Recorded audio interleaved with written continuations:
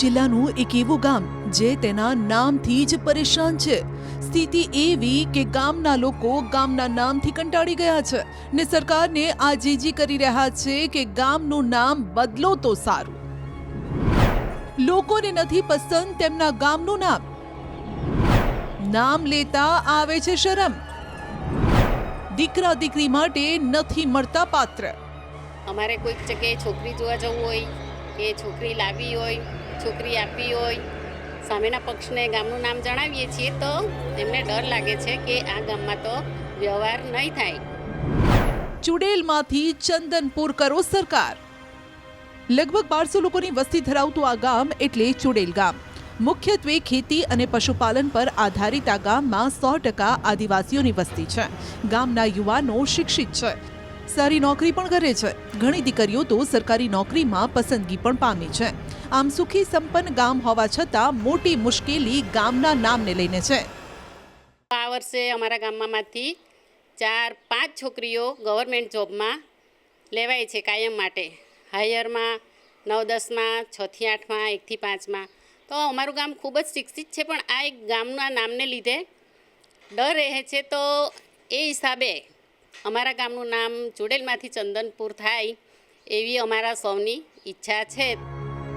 ચુડેલ નામ અન્ય લોકો સાંભળે ત્યારે એક ડરનો માહોલ પેદા થાય છે, કારણ કે ચુડેલ શબ્દ ભૂત પ્રેત આત્મા સાથે સંકળાયેલો હોવાથી ગામના લોકો જ હવે આ નામથી કંટાળી ગયા છે.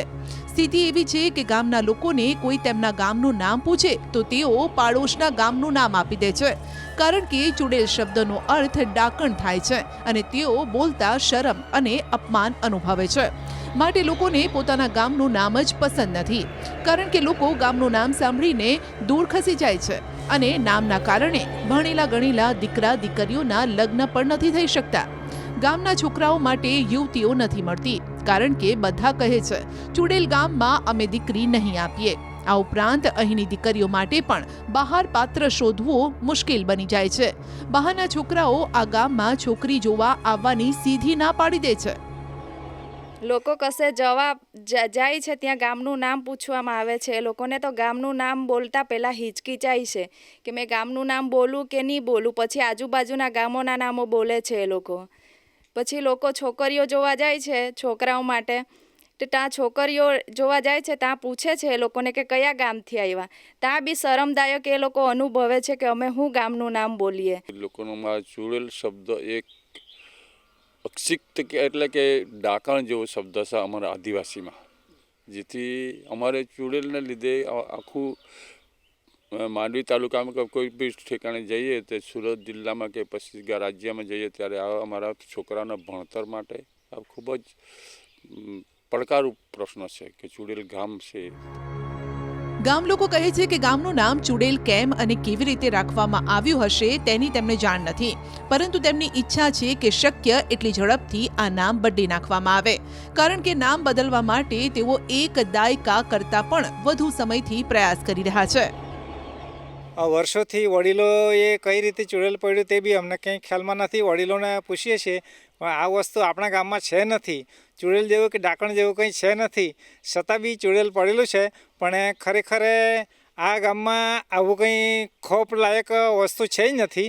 છતાં આપણે સમાજમાં કે સામાજિક પ્રસંગોમાં ગમે ત્યાં બી વ્યવહારિકમાં જવું હોય તો કયા ગામના તો ચુડેલ ગામ બોલવાથી ખોફ લાયક એક ભય પેદા થાય છે.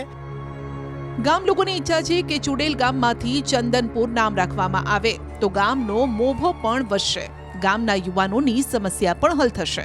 જે માટે ગામ લોકોએ પંચાયતમાં ઠરાવ કરી તાલુકા જિલ્લાથી લઈ રાજ્ય અને કેન્દ્ર સરકાર સુધી લેખિતમાં રજૂઆત પણ કરી છે. અમે ભણી ગણીને આગળ આવ્યા અને અમારે ગામમાં કોઈ છોકરી આપવા કે અમને છોકરીઓને કશે જોવા જઈએ કે તો અમારે ગામ આગળ આવતું કે ચુડેલ ગામના છીએ તમે, તો કોઈ છોકરી આપવા ઈચ્છતા નહીં. સરકારશ્રીને એ નમ્ર વિનંતી છે કે અમારું ગામને બદલીને ચંદનપુર કરે એટલી અપેક્ષા અમે રાખીએ છીએ. સરકારશ્રીને એટલી વિનંતી કરીએ છીએ. નામ બદલવા માટેની ફાઇલ કેન્દ્ર સરકારમાં પણ મોકલી આપી છે. હાલમાં તેનો નિર્ણય પેન્ડિંગ છે.